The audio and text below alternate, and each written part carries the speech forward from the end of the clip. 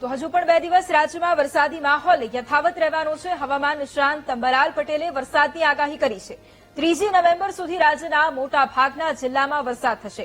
સૌરાષ્ટ્ર, દક્ષિણ ગુજરાત, મધ્ય ગુજરાતમાં વરસાદની સંભાવના છે. 7 નવેમ્બરથી ઠંડા પવન ફૂંકાવાની પણ આગાહી વ્યક્ત કરી છે. આગામી 8 થી 12 નવેમ્બર સુધી રાજ્યમાં ઠંડીનું પ્રમાણ વધશે. બંગાળ ઉપસાગરમાં વાવાઝોડાને પગલે 18 થી 19 નવેમ્બરે વાદળછાયું વાતાવરણ પણ છવાશે.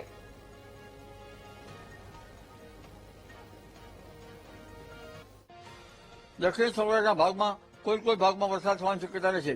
દક્ષિણ ગુજરાતના કોઈ ભાગમાં વરસાદ થવાની શક્યતા રહેશે. મધ્ય ગુજરાતના ભાગોમાં વરસાદની શક્યતા રહેશે અને ઉત્તર ગુજરાતના ભાગોમાં પણ વરસાદની શક્યતા રહેશે. અને ધીરે ધીરે 3 નવેમ્બર પછી હવામાન ચોખ્ખું થતું રહેશે, પણ 5 નવેમ્બર સુધીમાં વાદળવાયુ રહેવાની શક્યતા રહેશે. તારીખ લગભગ નવેમ્બરની 4 પછી નવેમ્બરની તારીખોમાં એક બીજો પશ્ચિમ વિક્ષોભ આવવાની શક્યતા છે. બીજા સપ્તાહમાં 4 થી 8 નવેમ્બર કે 12 નવેમ્બર સુધીમાં પશ્ચિમ વિક્ષોભ આવવાની શક્યતા છે. જેના કારણે દેશના ઉત્તરીય પર્વતીય પ્રદેશોમાં હિમવર્ષા થવાની શક્યતા છે.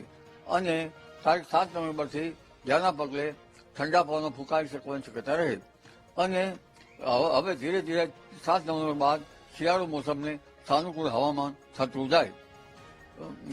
અને ત્યારબાદ તારીખ 18 નવેમ્બરથી બંગાળ ઉપસાગરમાં એક ચક્રવાત આવવાની શક્યતા રહે છે.